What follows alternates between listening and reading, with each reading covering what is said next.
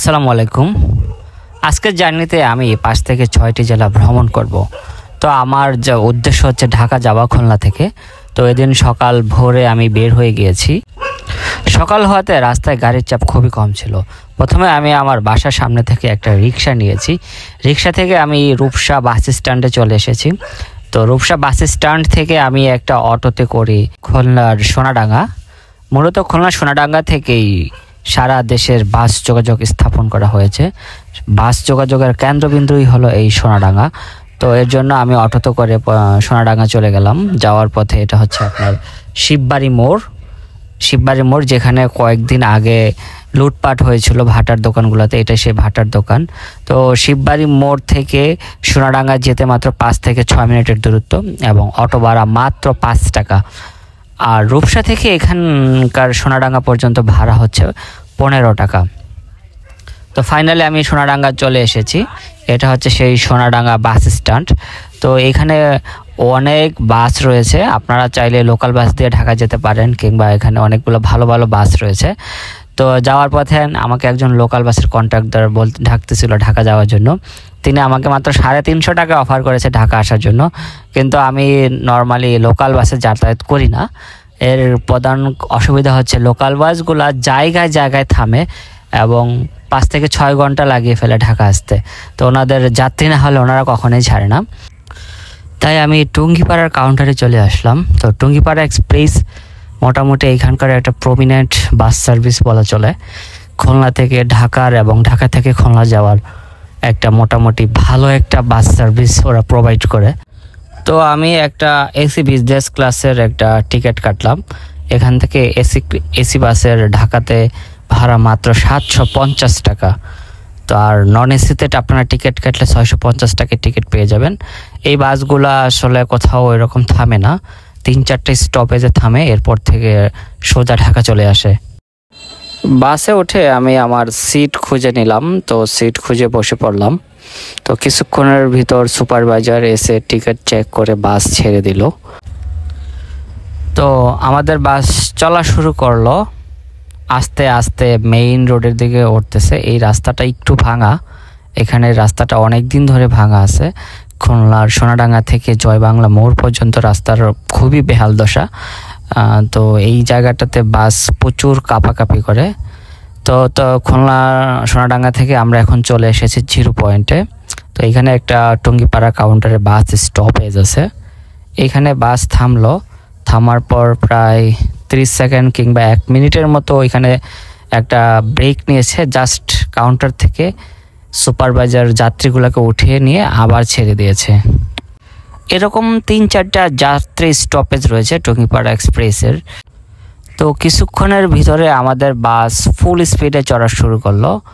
এটা হচ্ছে খুলনার হরিণটানা একটা জায়গার নাম। তো হরিণটানার জায়গাটা দেখতে বেশ সুন্দর ছিল।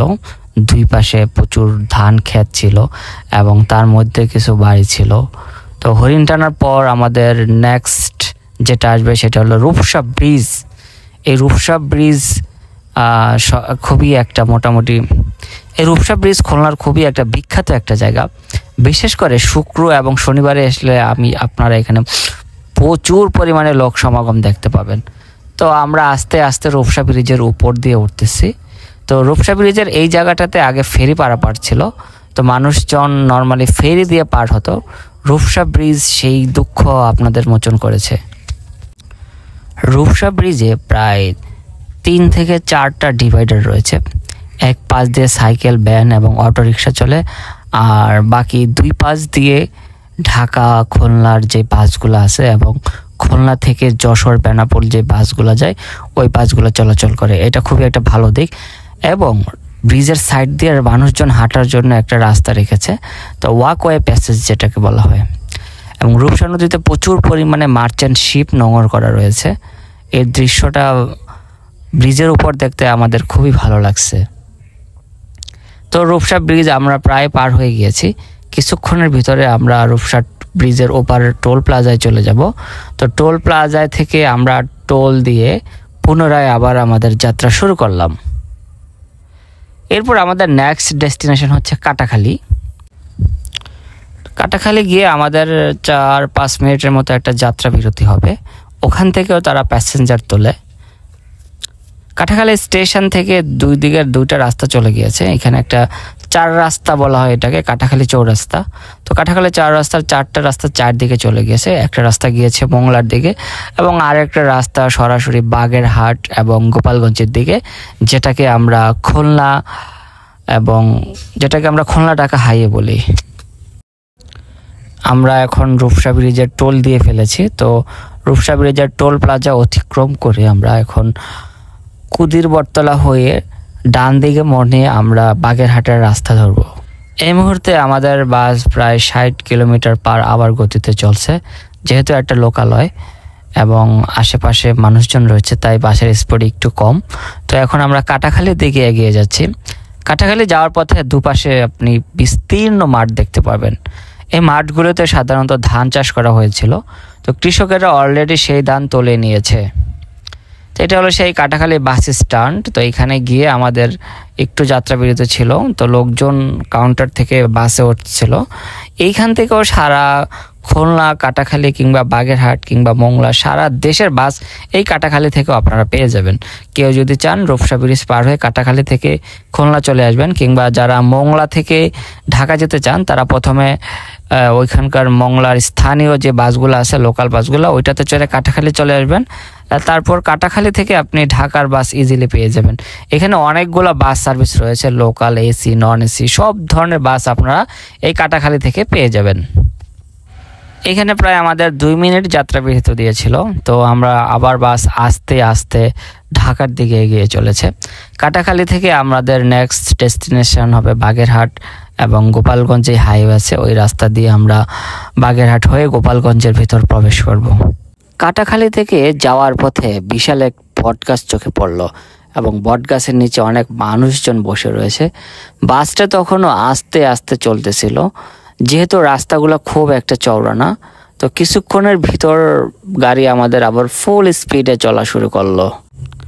আমরা এখন বাগেরহাটে চলে এসেছি। এটা হচ্ছে বাগেরহাটের ফকিরহাট কাউন্টার।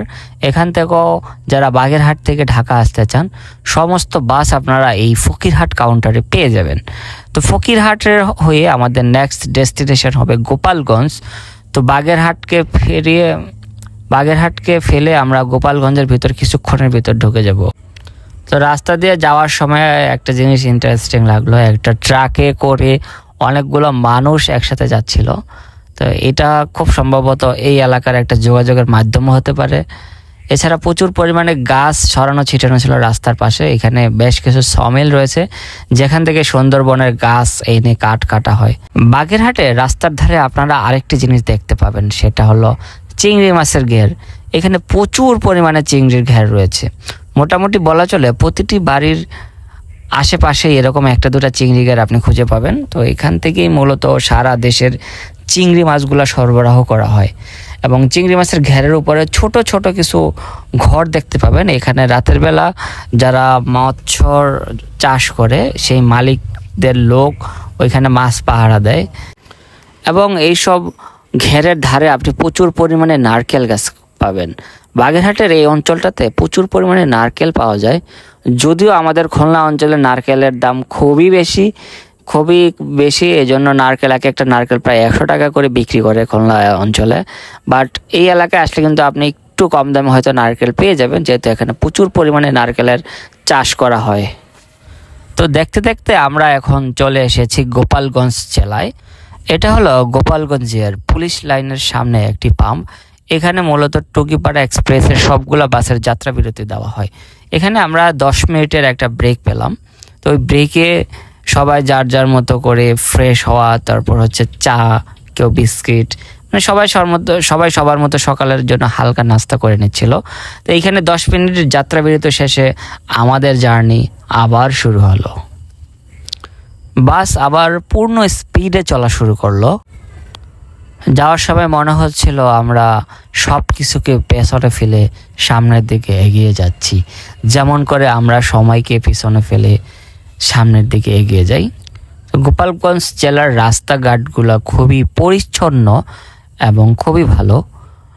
দুই পাশে জমি এবং মাঝখান দিয়ে রাস্তা চলে গিয়েছে, তার রাস্তার দুপাশে আবার বড় বড় গাছ লাগানো। এটা আসলে অন্যরকম একটা অনুভূতির সঞ্চার করে।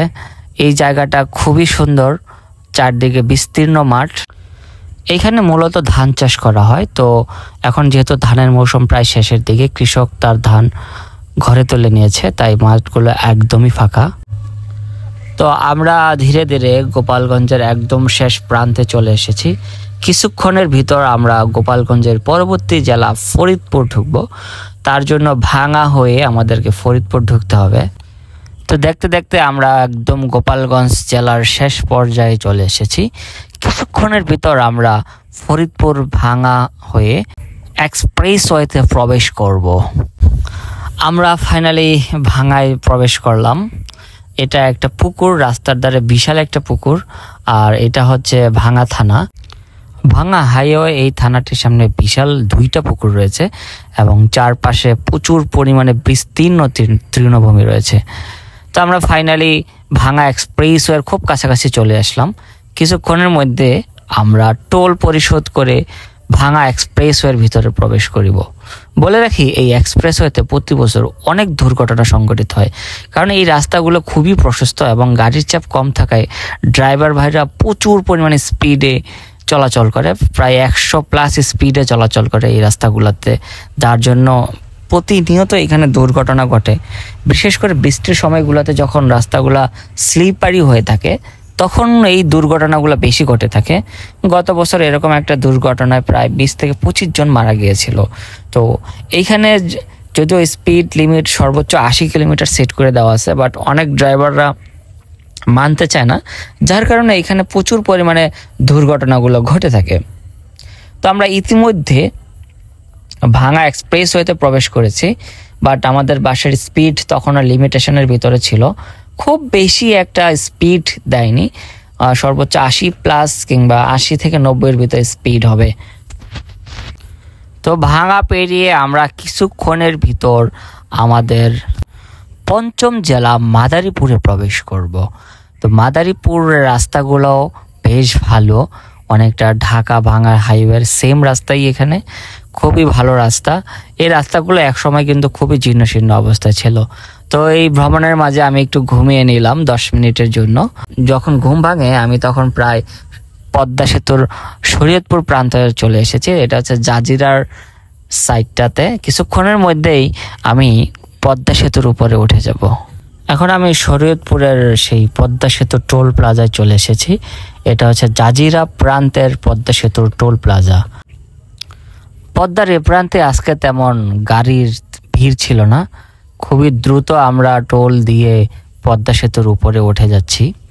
এই রাস্তাগুলো আসলে দেখলে মনে হয় ইউরোপের কোনো দেশে চলে এসেছি, এত সুন্দর, এত মনোমুগ্ধকর, এবং আশেপাশে যে পরিবেশগুলো খুবই সুন্দর। এখানে একটা ক্যান্টনমেন্ট হয়েছে জাজিরা প্রান্তে, তো সেই ক্যান্টনমেন্টের রাস্তা ধরে আমরা পদ্মা সেতুর উপরে উঠে যাচ্ছি। পদ্মা সেতু ওঠার মুহূর্তে পুরো সেতুটা অ্যাট এ গ্লান্স আমার ক্যামেরায় ধরা পড়লো। আপনারা এখান থেকে দেখতে পাচ্ছেন বিশাল লম্বা একটা সেতু, এবং সেতুর দুই প্রান্তে, পদ্মা সেতুর দুই প্রান্তে প্রচুর চর জেগেছে। একসময় এই পদ্মা প্রবল খরস্রোতা ছিল, এবং এই পদ্মা নদীর ভাঙনের ফলে অনেক মানুষ কিন্তু নিঃস্ব হয়ে গিয়েছে। পদ্মা নদীর সেই গর্জনটা এখন আর নেই। আপনারা দেখুন নদীর মাঝখানে কীরকম চর জেগেছে, এবং সেই চরের ভিতরে আরেকটা নতুন করে জনপদ গড়ে উঠেছে। কিছু মানুষ, কিছু জেলে সেখানে বসবাস করে, এবং কিছু নৌকা দেখতে পেলাম, ছোট ছোট মাছের নৌকা, যারা মাছ ধরে এই পদ্মা নদীতে জীবিকা নির্বাহ করে। এর ভিতরে একটা দুটা ট্রলার দেখা যায়। মূলত এই পদ্মা সেতু হওয়ার আগে এখানে ফেরি পারাপার ছিল, প্রচুর পরিমাণে মানুষ এখানে ফেরি দিয়ে পার হতো। মূলত সেই ফেরি ছিল ঢাকার সাথে দক্ষিণবঙ্গের মানুষের একটা যোগাযোগের মাধ্যম, এবং সেখানে আমাদের প্রচুর কষ্ট হতো ফেরি দিয়ে পারাপার হতে। এক একটা ফেরি তখন 2.5 থেকে 3 ঘন্টা লাগতো এই পদ্মা নদী পার হয়ে মুন্সিগঞ্জ মাওয়া থেকে ফরিদপুর কাঁঠালবাড়ি ঘাট পর্যন্ত যাওয়ার ক্ষেত্রে। তো এখন সেই কষ্টটা আমাদের লাগে না। এই দেখুন এখানে পদ্মার মাছ নদীতে, এটাই আমি কিন্তু মাছ প্রান্তে আছি, সেই মাছ প্রান্তে বিশাল এক চর জেগেছে, এবং এই চরের জন্যই কিন্তু পদ্মার যেই আগের যেই তেজস্বিতা যেই স্রোত ছিল পদ্মাতে সেটা কিন্তু একদমই কমে গিয়েছে। পদ্মা এখন শান্ত হয়ে গিয়েছে, যদিও অনেক সময় এখন পদ্মা সেতুর শরীয়তপুর জাজিরা প্রান্তে কিংবা মাদারীপুর কিংবা ফরিদপুরের সাইডগুলোতে বর্ষা মৌসুমে এখনও নদী ভাঙন হয়, বাট সেটা খুবই কমে গিয়েছে। এইখানে দেখুন যে আরেকটা বিশাল চর জেগেছে, মানে পদ্মা সেতুতে ছোট ছোট দ্বীপের মতো এত চর জেগেছে, যার কারণে পদ্মার যে স্রোত সেই স্রোত কমে গেছে, পদ্মার সেই তেজ আগের মতো নেই। আমরা দেখতে দেখতে পদ্মা সেতুর মুন্সিগঞ্জ মাওয়া প্রান্তে চলে এসেছি। এখান থেকে মুন্সিগঞ্জের মাওয়া প্রান্ত খুবই স্পষ্টত দেখা যাচ্ছে। এই যে আমরা সাদা যে অংশটা দেখতে পাচ্ছি এটা হচ্ছে মুন্সিগঞ্জের মাওয়া ঘাট, এবং মাওয়া ঘাট পার হলেই আমাদের পদ্মা সেতুর শেষ হয়ে যাবে। তো কিছুক্ষণের মধ্যে আমরা শরীয়তপুর জাজিরা প্রান্ত থেকে মুন্সিগঞ্জে প্রবেশ করব। এটা আমাদের 6ষ্ঠ জেলা। তো আমরা মুন্সিগঞ্জে চলে এসেছি। এটা হচ্ছে মুন্সিগঞ্জের মাওয়া প্রান্ত। এই মুন্সিগঞ্জ আমার নিজ জেলা, এবং এই পাঁচটাতে পদ্মার মুন্সিগঞ্জ যে পরিমাণ জনবসতি গড়ে উঠেছে এবং নতুন নতুন অবকাঠামোগুলো এত সুন্দর হয়েছে সেটা সত্যিই দেখার মতো। তো আমরা 40 থেকে 50 মিনিটের ভিতরে আমরা ঢাকার ভিতর প্রবেশ করিব। এটা হচ্ছে মুন্সিগঞ্জের শ্রীনগর প্রান্তের একটা দিক। তো মুন্সিগঞ্জ শ্রীনগরটা আমার পাশের উপজেলা। রাস্তার পাশে যে উঁচু জায়গাটি দেখতে পাচ্ছেন এটা হচ্ছে পদ্মা সেতুর ভিতর দিয়ে যে রেল চলাচল করে খুলনার সাথে, সে রেল লাইনের রাস্তা হচ্ছে এই উপরের জায়গাটা। এখান দিয়েই জাহানাবাদ এক্সপ্রেস চলাচল করে। এটা হচ্ছে একটা যাত্রী ছাউনি যেখানে যাত্রী নামানো হয়। তো আমরা দেখতে দেখতে চলে এসেছি মুন্সিগঞ্জের শ্রীনগর উপজেলার রেল স্টেশনে। এই রেল স্টেশনটা নতুন হয়েছে, এখন পর্যন্ত এই রেল স্টেশনটা চালু হয়নি। আশা করি কিছু দিনের ভিতরে এই রেল স্টেশন চালু হবে। আমাদের মুন্সিগঞ্জে আগে কখনো রেল লাইন ছিল না, তো পদ্মা সেতু হওয়ার উসিলায় আমরা একটা রেল লাইন পেয়েছি, এবং এই রেল লাইনটা আমাদের শ্রীনগরে যদি যাত্রাবিরতি দেওয়া হয় তাহলে শ্রীনগর থেকে দক্ষিণবঙ্গের মানুষের যে যাত্রাটা খুবই সহজ হয়ে যাবে। যদিও এখন পদ্মা সেতুর এ প্রান্তে সরাসরি ঢাকা কমলাপুর প্রান্তে রেল লাইন থামে, এখানে এখনো স্টপেজ কার্যকরী হয় নাই। যাওয়ার পথে খুবই দৃষ্টিনন্দন একটা মসজিদ চোখে পড়লো, অনেকটা সেই মোগল আমলের মসজিদের আদলে এই মসজিদটা তৈরি করা হয়েছে, এবং আশেপাশের বাড়িঘরগুলো খুবই সুন্দর লাগতেছিল, এবং দূরের যে রাস্তাগুলো চলে গিয়েছিল সেই রাস্তাগুলো দেখতে খুবই ভালো লাগতেছিল। এখানে দেখুন পাশাপাশি খুবই কাছাকাছি দূরত্বে আরেকটি মডেল মসজিদ এখানে, এবং এই মসজিদটা অনেকটা তুর্কি স্টাইলের মনে হলো, এবং এখানকার স্থাপনাগুলো একটা মোগল আমলের বিল্ডিংগুলোর একটা যে ইতিহাস ঐতিহ্য সেটা বহন করে চলেছে।